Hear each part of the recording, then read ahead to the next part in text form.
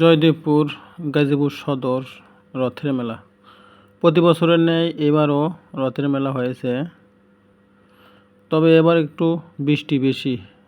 মেলাও শুরু হয়ে গেছে, বৃষ্টিও শুরু হয়ে গেছে। বৃষ্টির মধ্যে বেশিরভাগ মানুষ আসতে পারে না, তবে যখন বৃষ্টি থামে তখন একটু মানুষের ভিড় হয় জমজমাট। তাই আমরা একটু সকাল সকাল গেছিলাম, সকাল একটু ভিড় কম, বিকেলে মানুষের প্রচুর ভিড় হয়। বিকেল থেকে রাত 12টা পর্যন্ত সেই ভিড় হয়। কিন্তু আমি সকালে গেছিলাম, ফাঁকা ফিল্ডে একটু যায় দেখলাম, ঘুরলাম এবং কিছু কেনাকাটা করলাম, আর একটু ভিডিও শ্যুট নিলাম যে একা একা দেখবো এবং সবাইকে, আমার ফেসবুক ইউটিউব ভাইদের সবাইকে নিয়ে একটু দেখব। তাই একটু মেলাতে ঘুরলাম, খুব ভালো লাগলো। আর এই যে দেখেছেন লাখরদোলা, আর ওই যে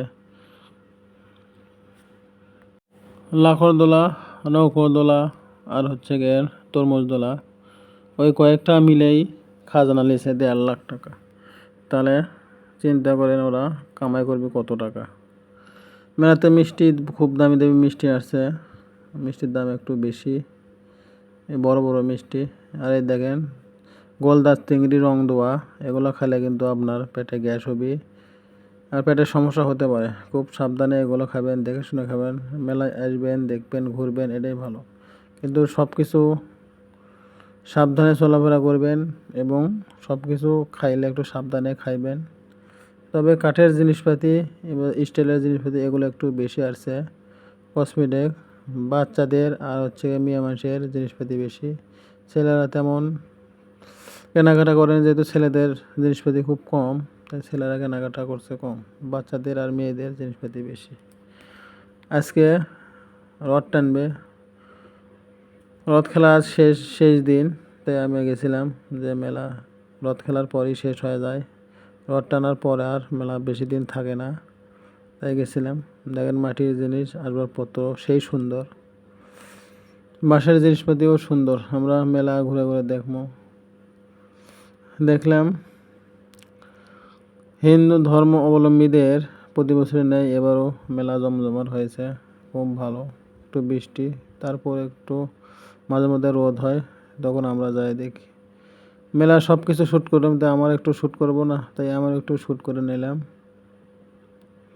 জিনিসপাতি মেলার। সকালে দেখেন কীরকম যানজট, আর বিকেলে হলে কীরকম যানজট হবে। মেলাতে প্রচুর মানুষ। এখন আর মানুষ টাকা মনে করে না, খালি আর খরচের চাঁদা খরচ। মানুষ যেভাবে কামাই করে 2 হাত দিয়ে, সেভাবে 2 হাত দিয়ে খরচ করে, আর টেনশন করে না। মানুষের আর অভাব নাই। আগে অনেক মানুষ না খায় মারাও গেছে, এখন আর মানুষ না খায় মারা যায় না, এখন বিলাসিতা করে মারা যায়। মেলাতে দেখেন কত মানুষ ঝুনে যায়, সবচেয়ে মহিলা আর বাচ্চারা বেশি। ছেলেরা কয়জন? ছেলেরাও যদিও আসে, বউসলের পাশে আসে ব্যাগ ধরার জন্য আছে। গলদা চিংড়ি যেরকম কালার দেখতে, কিন্তু এটা খেলে আপনার পেট নষ্ট হয়ে যাবে। অন্য মিষ্টি নেবেন, মিঠাই নেবেন, খুব ভালো মিষ্টি। বড় বড় মিষ্টি আছে, মিষ্টিও দেখতে সুন্দর, শুধু খাইতে মন চায়। এই যে দেখতেছেন সামনে রথ প্রস্তুত করে রাখছে। আজকে এই রথ টানবে, আজকে এই রথের শেষ দিন, তাই এখানে বক্তব্য দিচ্ছে। বক্তব্য শেষে ছোট বড় সবাই হিন্দুরা রথ টানবে। এদের বিশ্বাস যে এই রথ করে আমরা স্বর্গে যাব। যার যার ধর্ম তার কাজ করবে, সমস্যা নাই। নবী বলছেন যে ধর্ম নিয়ে বাড়াবাড়ি নাই, যার ধর্ম তাই শান্তিপূর্ণভাবে পালন করবে। তাই হিন্দুরাও শান্তিভাবে ধর্ম পালন করতেছে। মুসলমানেও উৎসব আসে, কেউ কিছু বাধা দেয় না, হিন্দুরা বাধা দেয় না। ধর্ম নিয়ে কোনো কারাকারি মারামারি করা যাবে না, যার ধর্ম তাই পালন করবে। এটাই মানুষের মনুষ্যত্ব, মানব ধর্ম। সেই দিন যেদিন মেলায় আসছিলাম, সেদিন প্রচণ্ড রোদ। ওই রোদের মধ্যে কষ্ট করে ছাতিলে ঘুরছি ফিরছি এবং ভিডিও করছি, আর গাটা শরীর ঘামে শেষ। প্রচুর মানুষ আসছে। আজ মনে করছে যে মেলা শেষ হয়ে যাবে, আজকে রথ টানবি, এই জন্যে সব ভাঙ্গে চলে আসছে প্রচুর। আর হিন্দুরা বেশি আছে, যেহেতু হিন্দুদের রথ টানতেই হবে, স্বর্গে যেতেই হবে, কি হোক না হোক আজকে এই রথ আমি টানবই, স্বর্গে যাবই। এটা হিন্দুদের বিশ্বাস।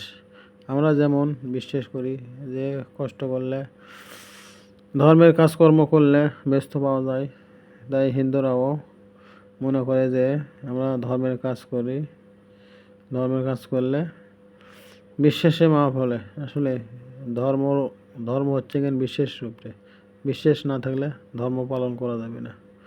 হিন্দুরা সেই আশা নিয়ে চলে আসছে। রথখোলা থেকে চলে আসবে হচ্ছে জ্ঞান রেলগেট মন্দিরে।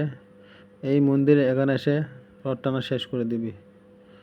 এই মাধব মন্দির, এখানেই সব উৎসব হয়। মিষ্টি মিষ্টান্ন অনেকগুলো আছে, দেখে খুব মন চাইছে, নিলাম, খাইলাম। ধন্যবাদ সবাই।